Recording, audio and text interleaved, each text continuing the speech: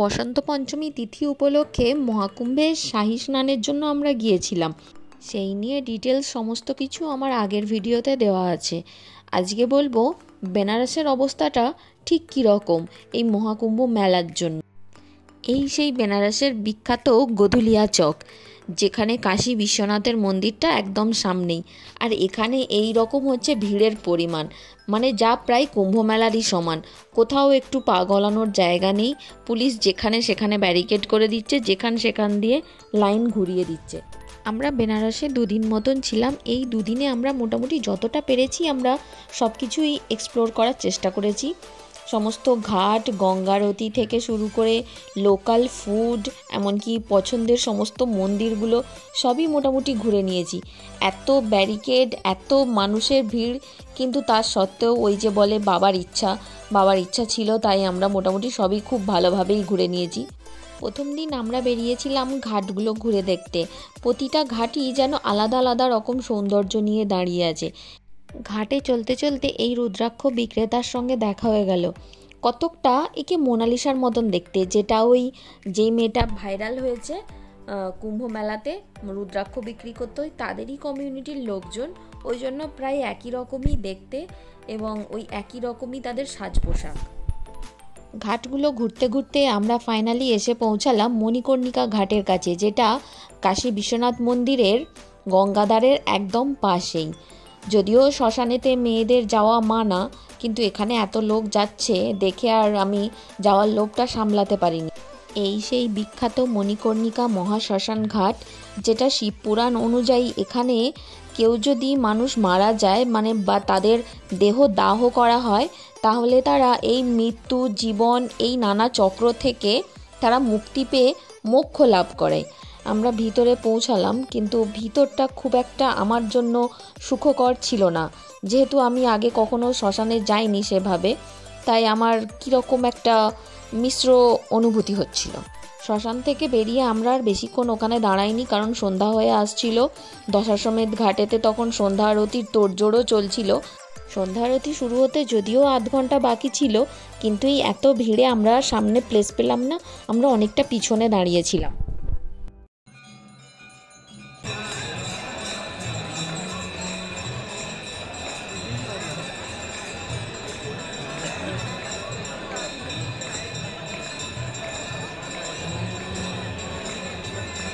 মৌনী অমাবস্যায় অস্বাভাবিক ভিড়ের কারণে দশাশ্বমেধ ঘাটে সন্ধ্যা আরতিটা বন্ধ করে দেওয়া হয়েছিল অনির্দিষ্টকালের জন্য।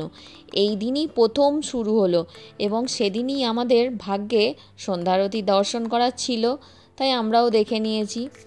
এরপর আর আমরা বেশিক্ষণ ওখানে দাঁড়াইনি, কারণ এত মানুষের ভিড়, প্রচণ্ড কষ্ট হচ্ছিল। ওখান থেকে বাইরে বেরোতে পারলে মনে হচ্ছিল যেন শান্তি পাই। তারপর দশাশ্বমেধ ঘাট দিয়ে আমরা সোজা বাইরে বেরিয়ে এরপর গেলাম লোকাল যত ফুডগুলো ট্রাই করতে। বেনারসের মোটামুটি সবই বিখ্যাত খাবারগুলো আমরা সবই ট্রাই করেছি। কাশি চাট ভান্ডার থেকে খেয়েছি টমাটার চাট, আলু টিক্কি চাট, সমোসা চাট। আর বেনারসে এলে যে জিনিসটা না খেলেই নয় সেটা হচ্ছে পানটা যদিও আমি খুব একটা ভালোবাসি না, কিন্তু বেনারসি পান জগৎজোড়া বিখ্যাত, তাই সেটা তো একটু ট্রাই করে তো দেখতেই হয়, তাই না? খেতে খুব একটা মন্দ লাগেনি। এরপরে গেলাম আমরা মিষ্টি দোকানে, যেহেতু আমরা সবাই একটু মিষ্টি খেতে ভালোবাসি এবং বেনারসের দুধের জিনিস, স্পেশালি ছানা বা মিষ্টি খুবই ভালো হয়। তা মিষ্টিটা তো মিস করা যায় না। বিভিন্ন রকমের মিষ্টি ওখানে ছিল এবং সবই খুব দারুণ খেতে ছিল। আমরা খেয়েছিলাম ছানার পায়েস। তারপরে গেলাম আমরা লস্যির দোকানে। বেনারসে এসেছি আর লস্যি খাবো না, মানে এখানে কি ছেড়ে যে কি খাবো সেটাই তো ভেবে পাচ্ছিলাম না। এত রকম স্ট্রিট ফুডের অপশনস আছে। লস্যি খেয়ে তারপরে আমরা গিয়েছিলাম মালাইও খেতে। মালাইওটা হচ্ছে শীতকাল স্পেশাল, এখানে একমাত্রই শীতকালেই এটা পাওয়া যায়। এটা খুব একটা ভালো লাগেনি, আবার একবার ট্রাই করার জন্য ঠিকই আছে মোটামুটি।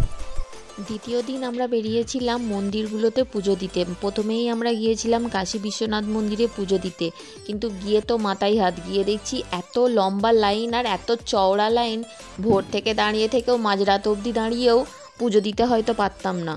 তখন আমরা করলাম কি, ওখানে গলির ভিতরে ঢুকে, বেনারসের তো গলি বিখ্যাত, সেই নানা রকম গলির ভেতরে ঢুকে একটা ফাঁকা জায়গা দেখে একজনকে হাত করে মোটামুটি আমরা মন্দিরের খুব কাছে থেকেই লাইন দিয়েছিলাম এবং আধ ঘন্টার মধ্যেই আমাদের পুজো দেওয়া হয়ে গিয়েছিল।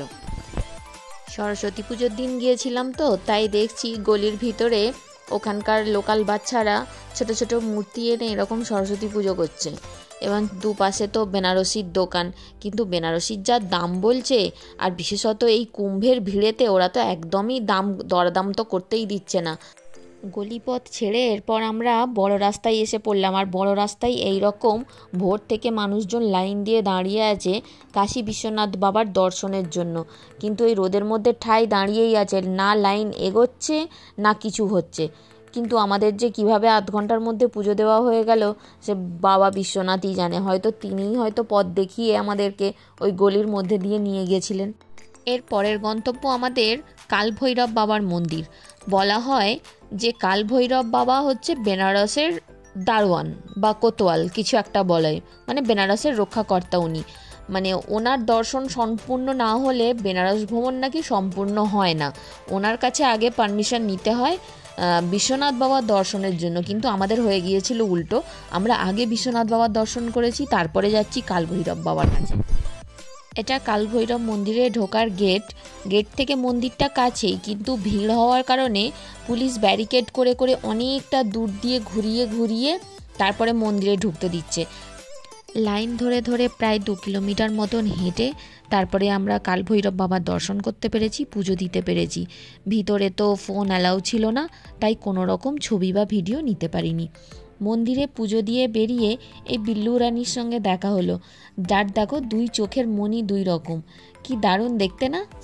মন্দির থেকে পুজো দিয়ে বেরোতে প্রায় অনেকটাই সন্ধে হয়ে গিয়েছিল। আর এই জায়গাটা আমাদের কলকাতার বড় বাজারের মতো, রিক্সাওয়ালা আমাদের এইটা দিয়ে নিয়ে আমাদের ফ্ল্যাটে পৌঁছে দিচ্ছিল।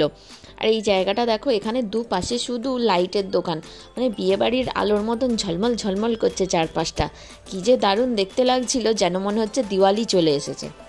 বেনারস ভ্রমণ এবং মহাকুম্ভের স্নানের অভিজ্ঞতা নিয়ে আজ আমাদের বাড়ি ফেরার পালা। গয়া থেকে আমাদের কনফার্ম টিকিট আছে, কিন্তু গয়া পর্যন্ত আমরা গাড়িতেই বাই রোড ধরে গিয়েছিলাম।